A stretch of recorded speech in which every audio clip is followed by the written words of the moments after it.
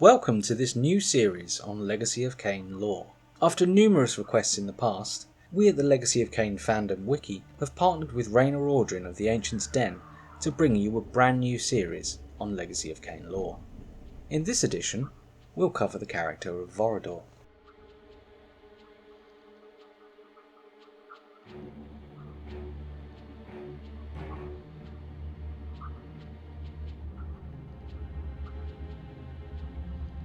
Vorador is one of the most popular characters in the Legacy of Kain series. Voiced by the late Paul Lukather, the character and performance were well received by fans and critics alike. He's one of only a few characters to have some kind of appearance in all of the games, being a major player in 4 of the 5 original games, and being mentioned and depicted in stained glass in Soul Reaver, his only absence. Vorador was born as a human in the period before Nosgoth recorded history, although the exact circumstances surrounding his birth and early life are unknown and can be somewhat contradictory, but more on that later.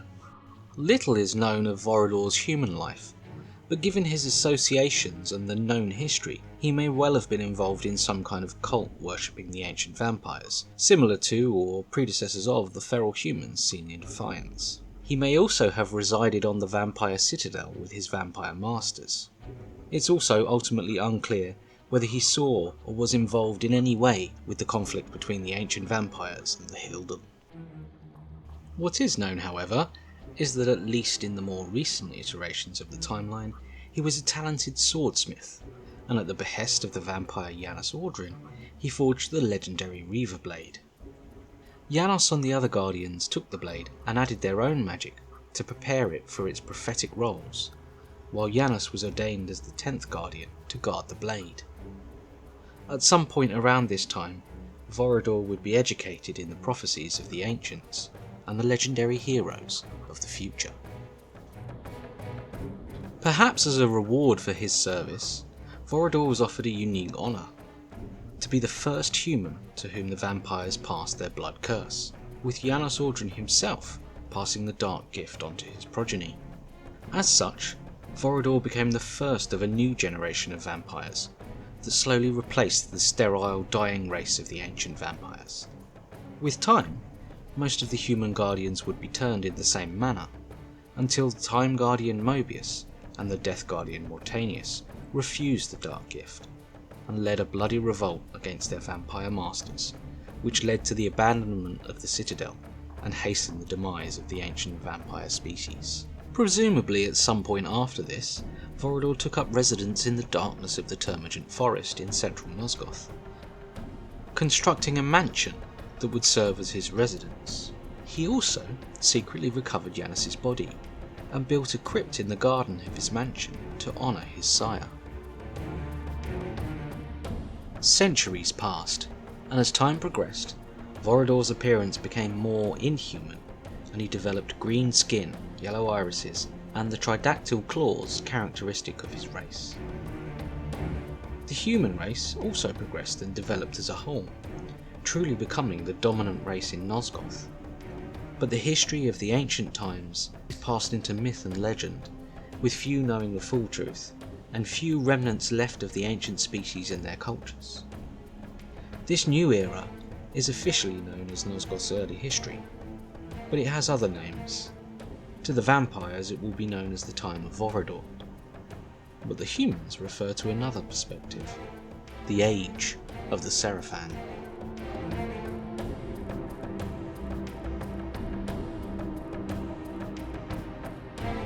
In this period, there is a notable increase in the number of vampires, which brings the attention of the now fully human circle of Guardians, most of whom are wholly ignorant of Nosgoth's ancient history.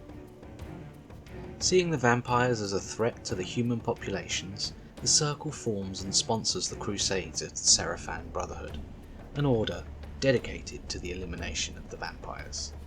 Led by Malik, they begin a decades-long crusade to purge Nosgoth of its vampire plague. Entire bloodlines were eliminated by the Seraphan, and Vorador lost many of his friends, lovers, and children. The last straw came as the Seraphan attacked the retreat of Vorador's sire, Janos Audrin.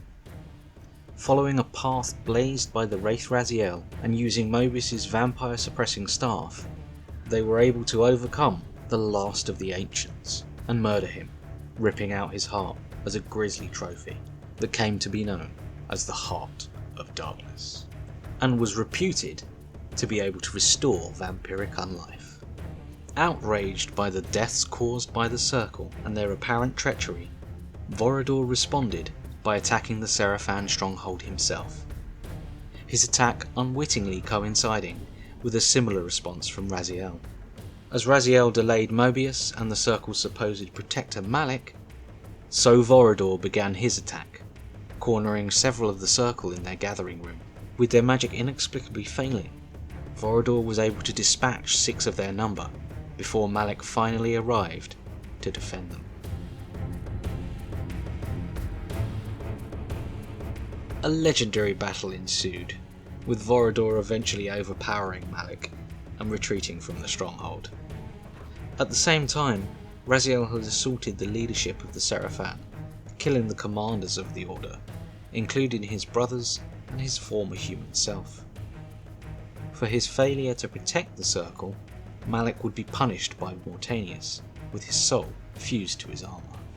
Although the Seraphan would continue on for some time under the leadership of Mobius, the glory days of the Order had passed, and the Order slowly succumbed to corruption, opulence, and the slow degradation of their personal and public morals, before the regime collapsed entirely.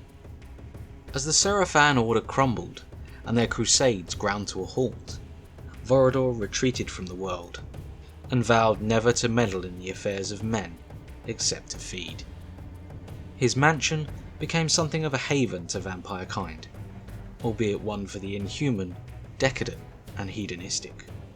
A private kingdom, away from prying eyes. The actions of this time were commemorated in many ways, with the Seraphan stronghold decorated with murals memorialising the martyred guardians killed by Vorador, as well as the commanders killed by Raziel. A stained glass design of the battle between Vorador and Malik would come to decorate the ceiling of Azimuth's chambers in the Avernus Cathedral, and when the commanders were buried in the tomb of the Seraphan, the structure contained a chapel featuring a stained glass depicting an impaled Vorador.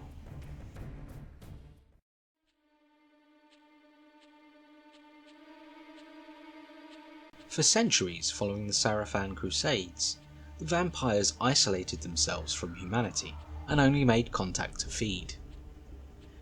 But a young vampire from the future, Kain, travelled back in time, and against advice he had received from Vorador to stay out of human affairs, murdered the young boy king, William the Just. The act changed history and ignited a new vampire purge, this time personally led by Mobius, who raised a populist army determined to wipe out the vampires for good. In the following decades, the new vampire hunters occupied the Seraphan stronghold and began a reign of terror against Nosgoth's vampires, once again bringing them to the brink of extinction. In this period, Vorador kept watch over Nosgoth using magical crows, and in this manner he observed the Wraith Raziel escaping the stronghold and unlocking access to ancient vampire sites in the subterranean ruins and the Dark Forge of the Termagant Forest. On his way to the Dark Forge, Raziel spotted Vorador, but Vorador would not approach him until after Raziel had completed the Dark Forge. In their conversation, Vorador quizzed Raziel on his origins, hinting that he knew Raziel could be either champion or both. But with Raziel apparently ignorant of these roles, Vorador relented. Cynical of this age, and the spark of Mobius's crusade being a vampire meddling in human affairs, Vorador capitulated that he believed the world was beyond redemption. The prophecies were the failed delusions of a dying culture, and Raziel was simply too late to be of use, letting slip that Janos Audrin and the Reaverblade were the key before vanishing. This information ultimately made Raziel begin to reconsider his quest, and caused him to begin to actively seek out a way to travel back and meet the long-dead Janos Audrin.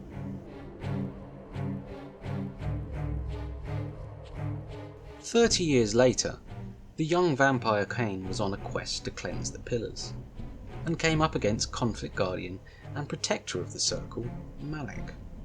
Unable to defeat him, Kain sought the assistance of the Oracle of Nosgoth, really a guise of the Time Guardian Mobius, who informed him of Vorador's defeat of Malik in Nosgoth's early history and the enmity between the two. Kain travelled to the Termagant Forest and infiltrated Vorador's mansion. In the early timeline that Kain visited in, there had been no vampire crusade, and the mansion was bustling with life, much of it quite hazardous.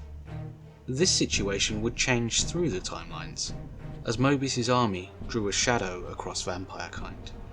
Kain was shocked at the luxury and wealth of Vorador's home. He found and came into conflict with Vorador's brides, discovered Vorador's library, and throughout the building, humans were tortured with reckless abandon, and blood flowed freely.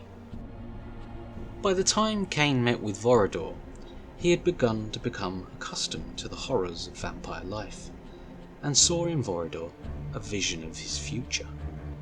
Vorador regaled Kain with stories of his past, and his defeat of Malik, and warned Kain against meddling in the affairs of men, but also left him with a magical signet ring, which could summon him if required. Kain continued on to Dark Eden, and confronted a triad of guardians there, and when they summoned Malik to aid them, Kain summoned Vorador in response. As Vorador and Malik resumed their taunts and battle from centuries before, Kain gave chase to the other fleeing guardians. Upon his return, Kain found the broken armour of Malik, proof that Vorador had laid his old adversary to rest. Kain would continue on his quest, and would soon be swept into the past, and a fateful mating with William the Just that would change history.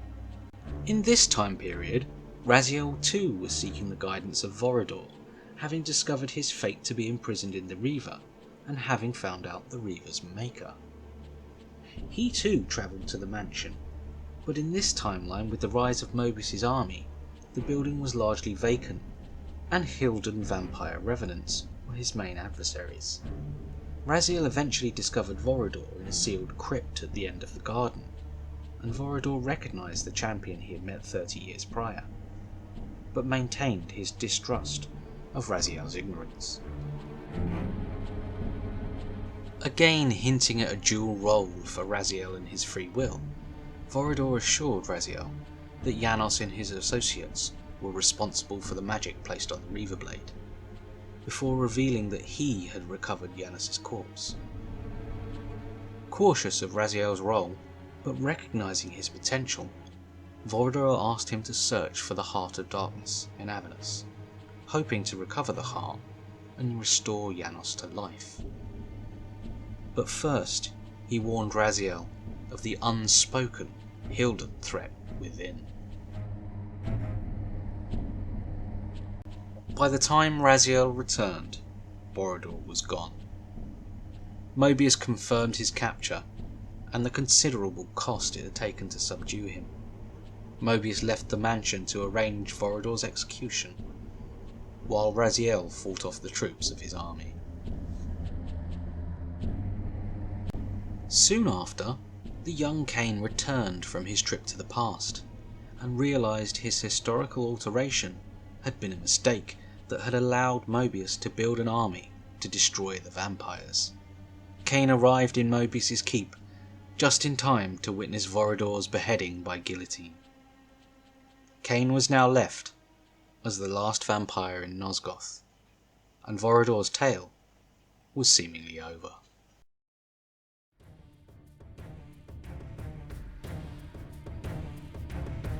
But death was not the end of the story for Vorador.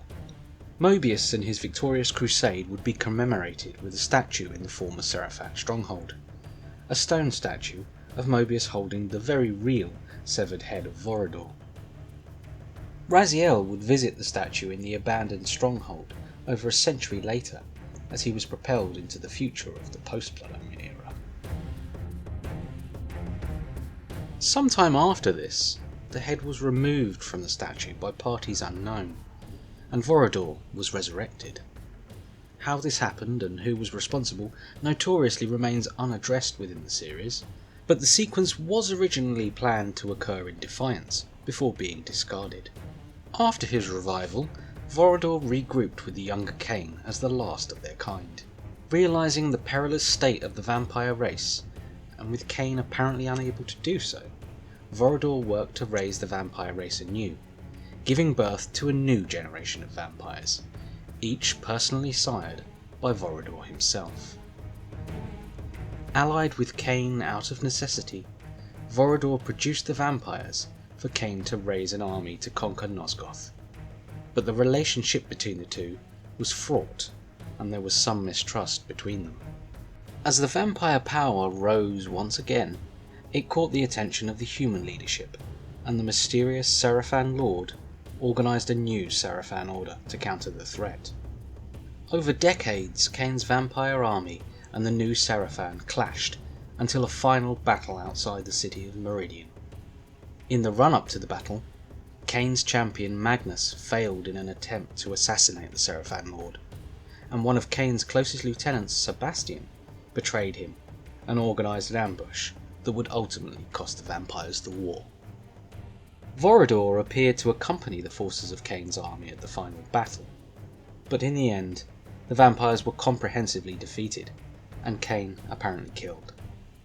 Many of the new generation of vampires were wiped out in the battle, and a few that survived pledged their allegiance to the Sarafan Lord and his own quest to conquer Nosgoth, becoming known as traitors to their kind. Vorador, however, quietly recovered Kain's body, and discovered he was not as dead as the Sarafan had believed.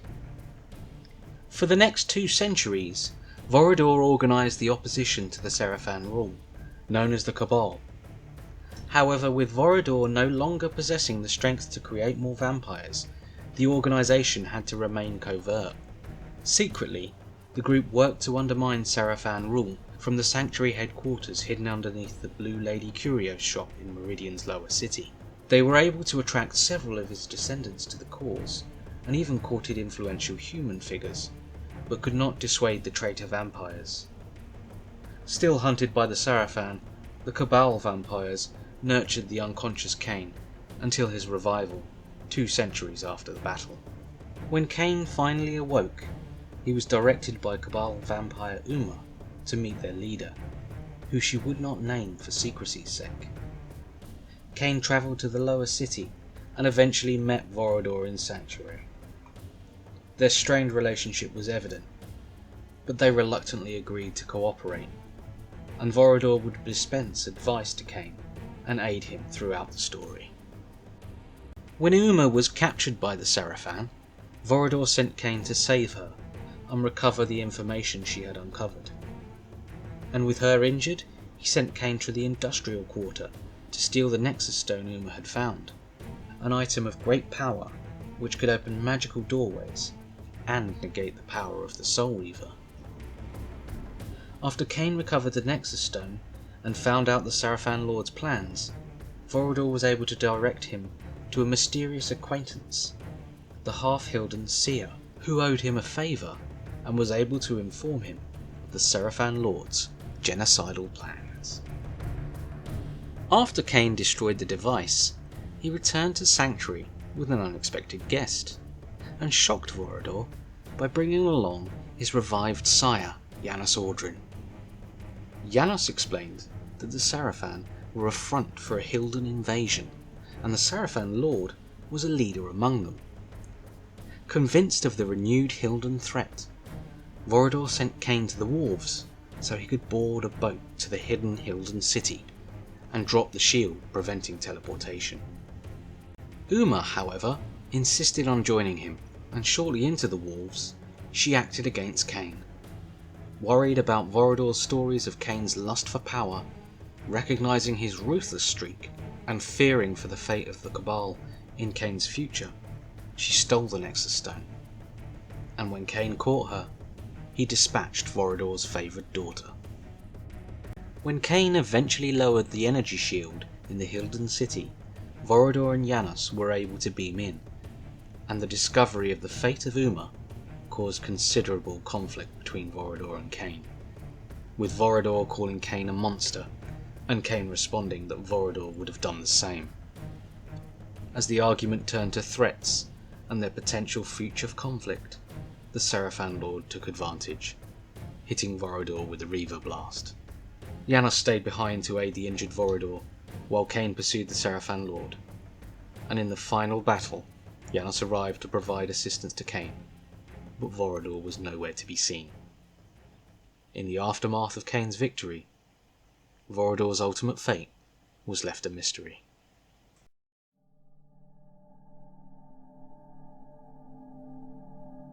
Assuming that he survived the injury he sustained from the Seraphan Lord, Vorador's fate after the destruction of the Hilden Gate is unclear. The writers of Blood Omen 2 appeared to be setting up a direct conflict between the Cabal and the younger Kain, and many fans have speculated that Kain would have acted as Uma feared and turned on the Cabal as the only ones that could stop him. Ultimately, developer comments confirm that the Soul Reaver era did not change for the historical paradoxes, implying that by that time, Vorador and his descendants were destroyed, banished, or otherwise removed from activity in the material realm.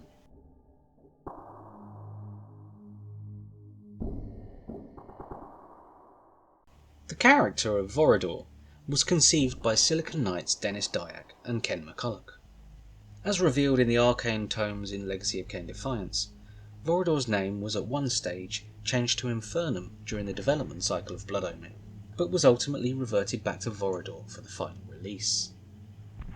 The name Vorador itself may relate to the Spanish and Portuguese word devorador, which translates to devourer, ravenous, and wolfish. Silicon Knight's Blood Omen FAQ mentions that Vorador was able to read his victims' thoughts as he drained their blood. A similar ability is apparently displayed by Kain in Blood Omen, when he reads the thoughts of a dying man-at-arms upon travelling back to the pre-Blood Omen era. This ability is not seen or referenced again in further titles. Blood Omen was originally supposed to feature a chess match sequence between Kain and Vorador just before their first meeting together, with each using living enemies as their pieces and moving them through the use of the Control Mind spell. In this sequence, Kain would enter a room with a checkered floor, and Vorador would verbally taunt Kain, who could then either use Control Mind to secure a checkmate, or lose or forfeit the game and fight the chess pieces as enemies, to progress that way instead.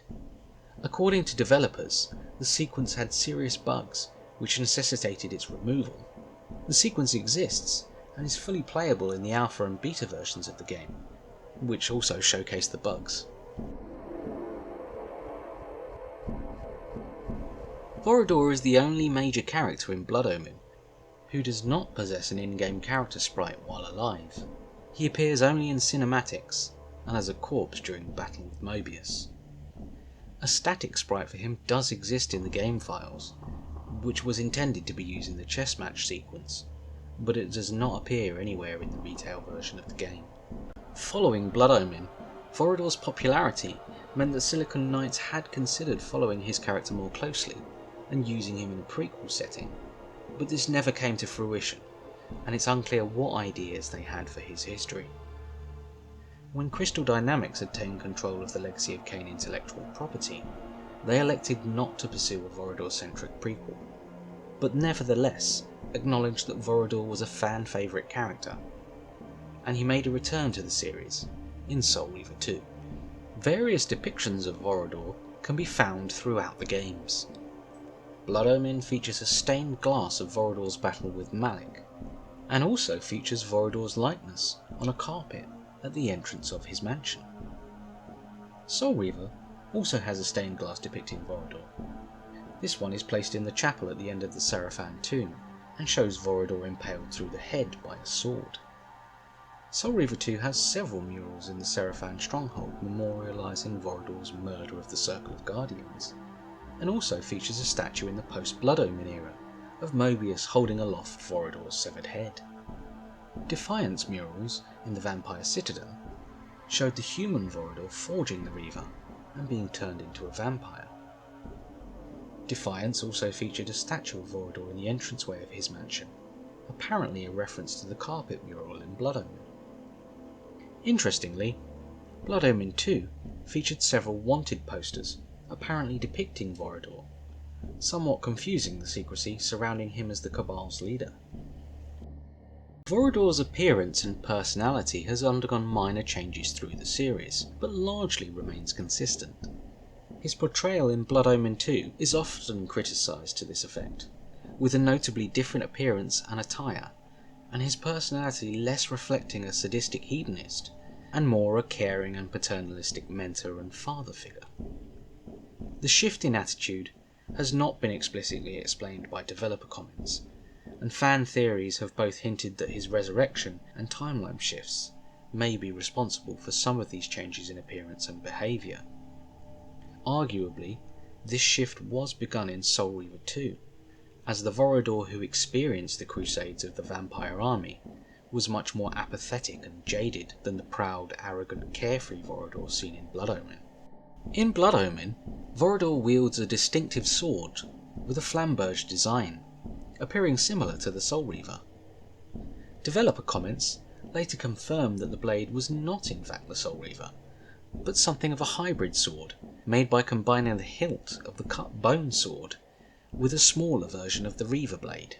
He carries the same weapon in Legacy of Kain Defiance, but it's been deliberately redesigned to look more personalised and less like the Reaver. At the same time, Defiance's revelation that Vorador created the Reaver provided some sense of justification for the initially similar designs. Another background detail of Vorador which was updated for Defiance is a portrait of a mysterious woman seen in the background of the mansion's dining room in both Blood Omen and Defiance. She was not directly mentioned in dialogue, and developer comments clarified only that she was part of Vorador's backstory and had not appeared in any of the games. Daniel Kabuko later clarified that no specific backstory had been written for her, but she was included as a potential detail that could have story written if the occasion called for it. He envisaged her as someone Vorador was fond of, potentially a lost love or sorceress.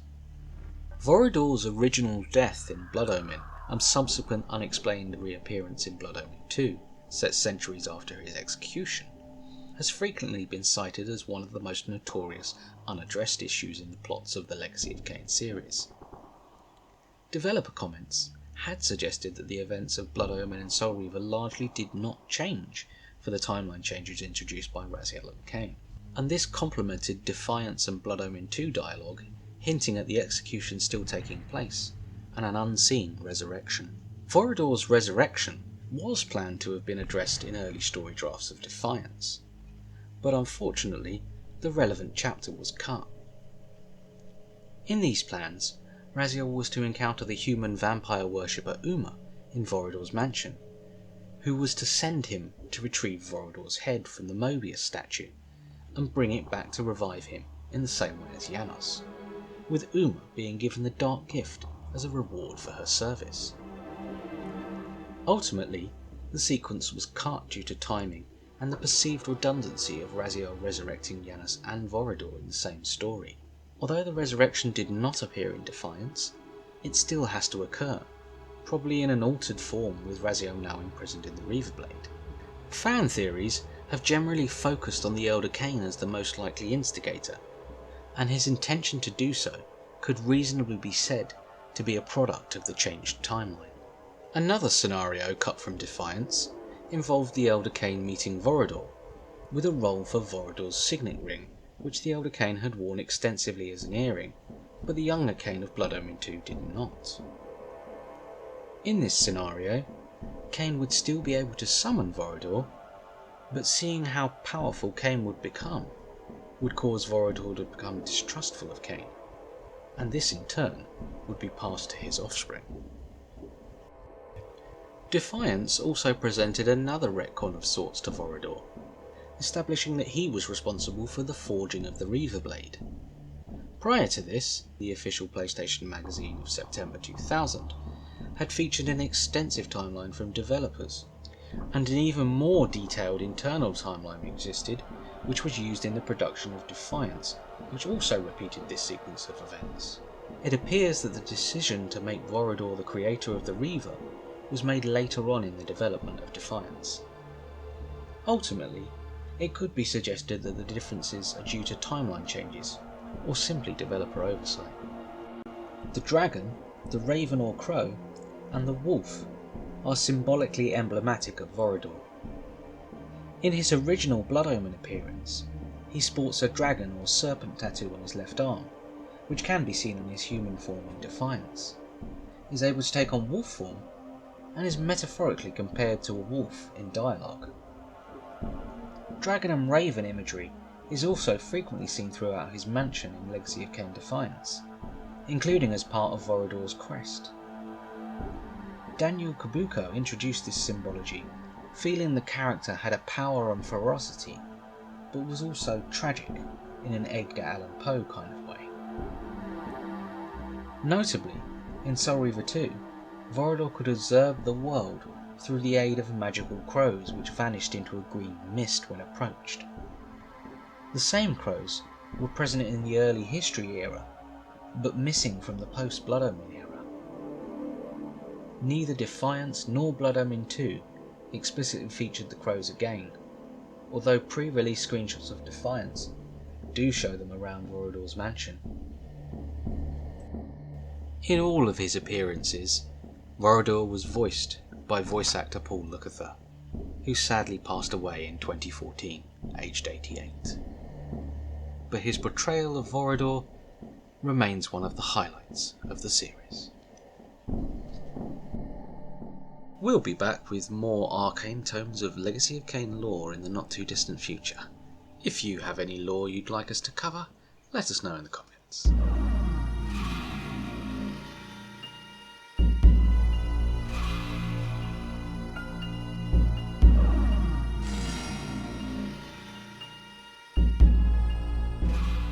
I'm Bazielim, and this is Raina. We are together once again. He may also have revided. He may. Do it. Don't hurt me. What is known, however, is that at least in more recent iterations, what is known, however, is that in at least constructing a mansion that would serve as the wood. He also secretly recovered Yanis's body and built a crypt in his garden. Oh, pants. What? He also secretly recovered Yanis's body and built a crypt in the garden in the underwear. And the tridactyl cars and fume. They were able to overcome the last of the engines. Engines? Bugger. Vorador responded by attacking the so Vorador with their magic inexplicably failing. Why am I having so much trouble with his name? The actions of this time were once again bringing them to the once again bringing them to the brink of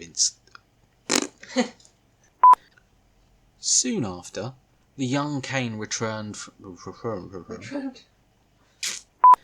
Soon after, the young Kain returned. Oh my word! But the sequence was originally planned to occur in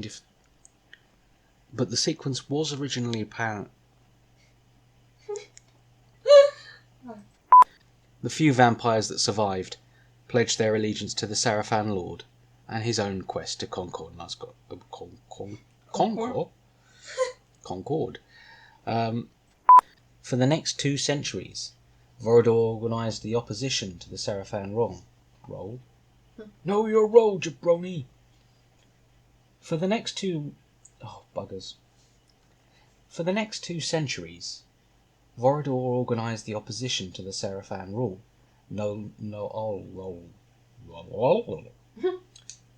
Bollocks. Okay, can we stop? Mm-hmm.